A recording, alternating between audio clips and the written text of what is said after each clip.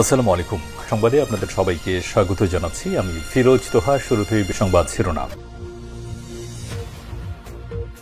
বাংলাদেশের সর্বশেষ গুরুত্বপূর্ণ আপডেট সংবাদে আপনাকে স্বাগত। শুরুতে সংবাদ শিরোনাম, পরে বিস্তারিত।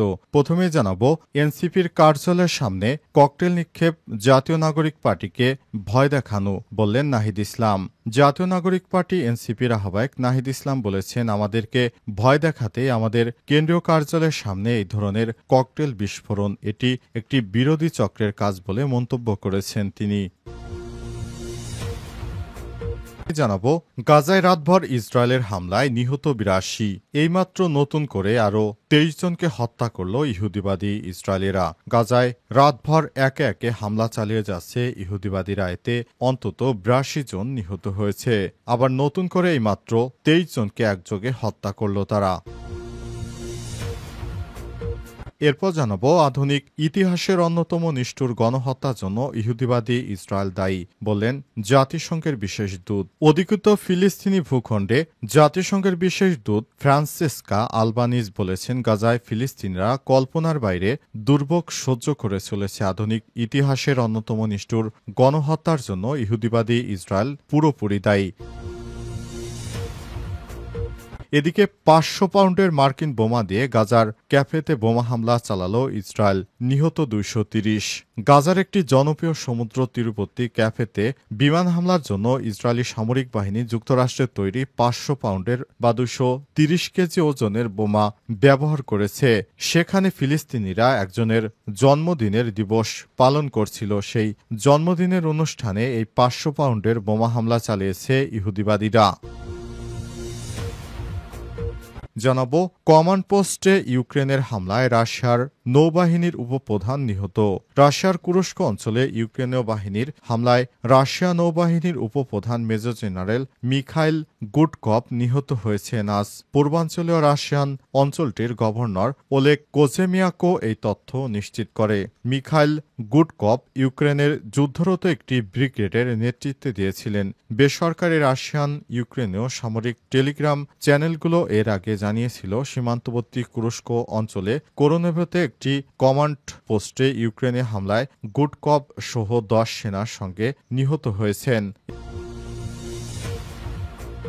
প্রথমে জানাবো, এনসিপির কার্যালয়ের সামনে ককটেল নিক্ষেপ, জাতীয় নাগরিক পার্টিকে ভয় দেখানো, বললেন নাহিদ ইসলাম। জাতীয় নাগরিক পার্টি এনসিপির আহ্বায়ক নাহিদ ইসলাম বলেছেন, আমাদেরকে ভয় দেখাতে আমাদের কেন্দ্রীয় কার্যালয়ের সামনে এই ধরনের ককটেল বিস্ফোরণ, এটি একটি বিরোধী চক্রের কাজ বলে মন্তব্য করেছেন তিনি। এ সময় নাহিদ ইসলাম বলেছেন, আমরা বিগত সময় ভয় পাইনি, আর বর্তমান যেভাবে আমাদেরকে ভয় দেখানোর চেষ্টা করা হচ্ছে এটি কখনোই সম্ভব নয়। কারণ আমরা বিগত ১৭ বছরের ফ্যাসিস্ট রেজিমকে পরিবর্তন করেছি, আর তারা সবেমাত্র ১৭ বছর পর রাজনীতিতে নতুন করে ফেরার চেষ্টা করছে। তারা আমাদের ভয় দেখাবে, আমাদের আন্দোলনকে স্তম্ভিত করে দেবে, এটি কখনোই হতে পারে না। এ সময় নাহিদ ইসলাম বলেছেন, আমরা জুলাইয়ের যোদ্ধা যারা আছি তারা মৃত্যুকে আলিঙ্গন করে তারপর রাজপথে নেমেছি, আমরা এদেরকে ভয় পাই না।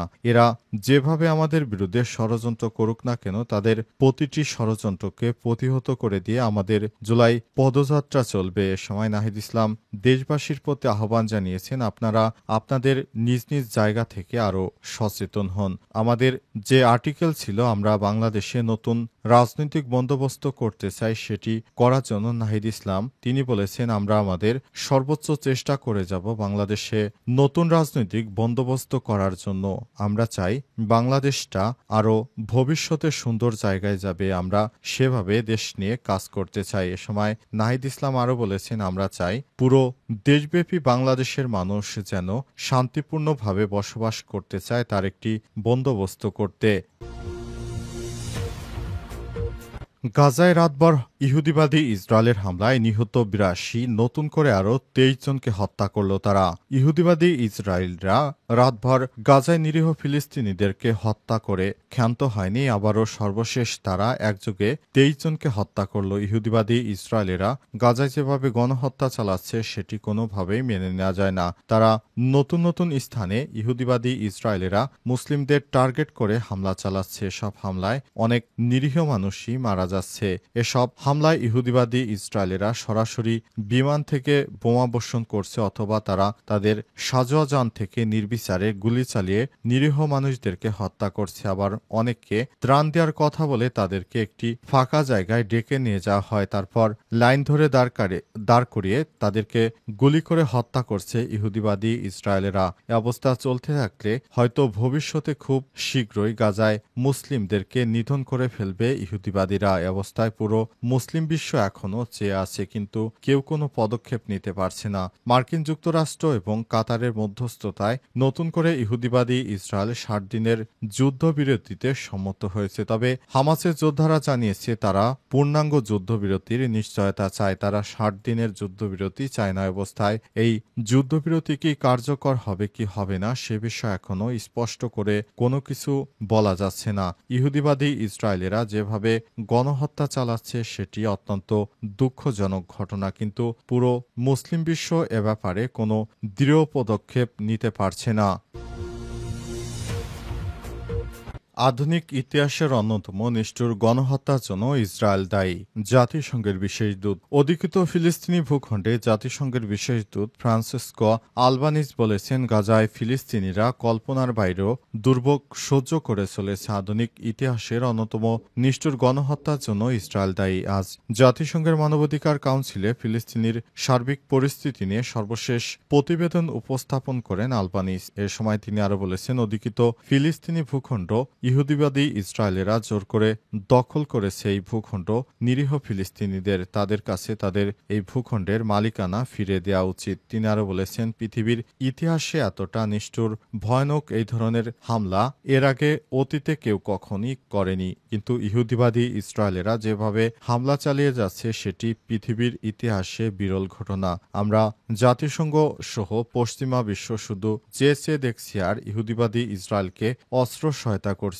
কিন্তু তারা সেই অস্ত্র যে নিরীহ ফিলিস্তিনিদের উপর ব্যবহার করছে এ ব্যাপারে আমরা মুখে কলুপ এঁটেছি, কিন্তু এটা কখনোই আমাদের করা উচিত হবে না। তিনি আরো বলেছেন, আমরা চাই খুব দ্রুত সময়ের মধ্যেই গণহত্যা বন্ধ হোক। গণহত্যা বন্ধ করতেই হবে ইহুদিবাদী ইসরায়েলকে। প্রতিবেদনে 2023 সালের অক্টোবর থেকে তেল আবিব স্টক এক্সচেঞ্জে 213% লাভের দিকে ইঙ্গিত করা হয়েছে, যা একটি সম্পূর্ণ বিপরীত বর্ণনা করে। একজন মানুষ সমৃদ্ধ হয়েছে, একজন মানুষ মুছে গেছে। নতুন অস্ত্র, কাস্টমাইজড নজরদারি, প্রাণঘাতী ড্রোন এবং রাডার সিস্টেম পরীক্ষার জন্য ইসরায়েল যুদ্ধকে ব্যবহার করেছে বলে অভিযোগ করেন আলবানিজ। তিনি সতর্ক করে বলেছেন, এসব ভূখণ্ড কোনো অস্ত্র সামগ্রী পরীক্ষার কোনো ক্ষেত্র নয়। এখানে এটা করা অত্যন্ত ঘৃণ্যতম কাজ।